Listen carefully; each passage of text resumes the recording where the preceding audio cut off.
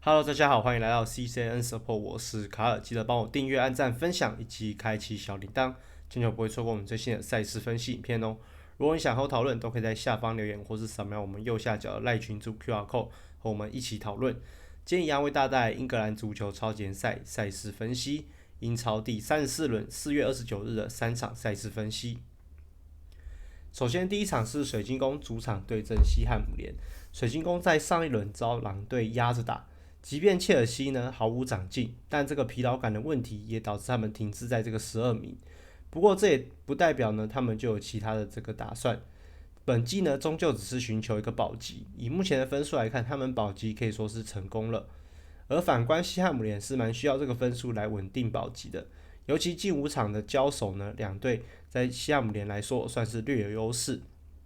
但唯一的一败呢，就是首轮在这个自家主场的比赛，最终是90+4的伤停补时时间被水晶宫绝杀。但也不难看出整场比赛的节奏是被水晶宫带着走。可有趣的是，西汉姆联在过往的交手中，即便赢球都是持球率低的一方，这代表了水晶宫面对到西汉姆联，持球能力是有一直保持到现在的。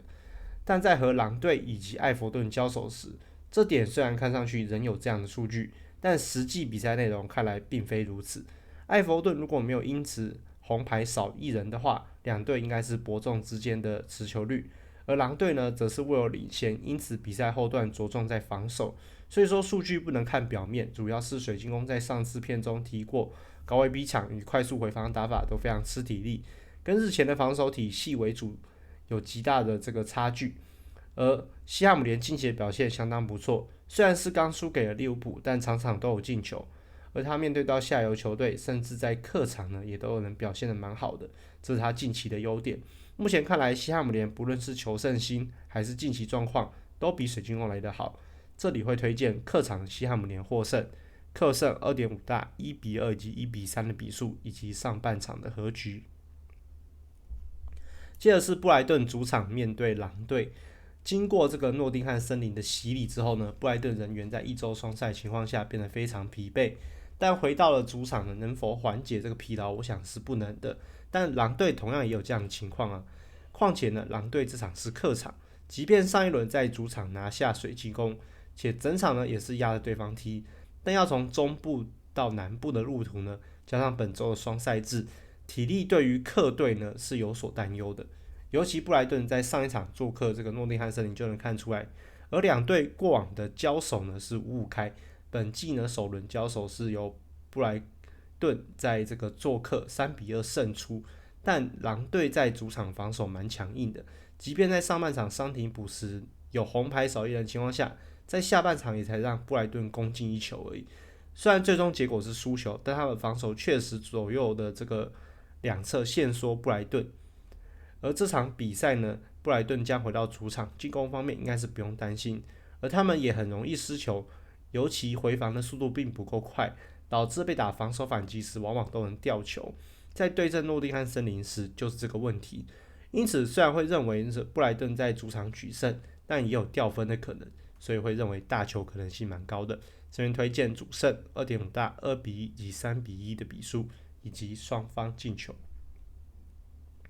接着是布伦特福德主场对阵诺丁汉森林。森林刚经历了一场漂亮的胜战后，暂时脱离了降级区，但仍旧在边缘地带的17名。而两边呢都有这个经历终止不胜的场次，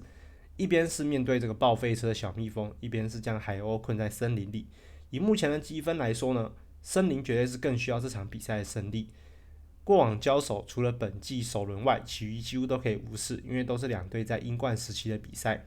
而本季首轮在森林主场，两队是2-2平手。森林是在90+60进了一颗乌龙球，扳平比数。而布伦特福德是本季英超最多和局的队伍。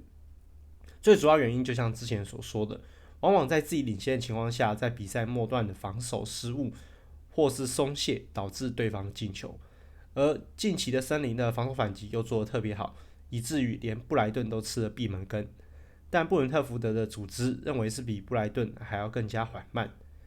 主要是他们的传切并不会像布莱顿一样有太多人上前组织进攻，进而遗漏防守，会以稳扎稳打的方式来进攻，因此这场交手两队在这个节骨眼上，尤其是森林急需要胜利的情况下呢，加上布伦特福德的防守会在比赛末段产生的问题，这场会认为是一场和局的情况产生。这边推荐和局 2.5 小，比数是1-1。上半场的布伦特福德以及双方进球。今天的分析到这边，谢谢大家。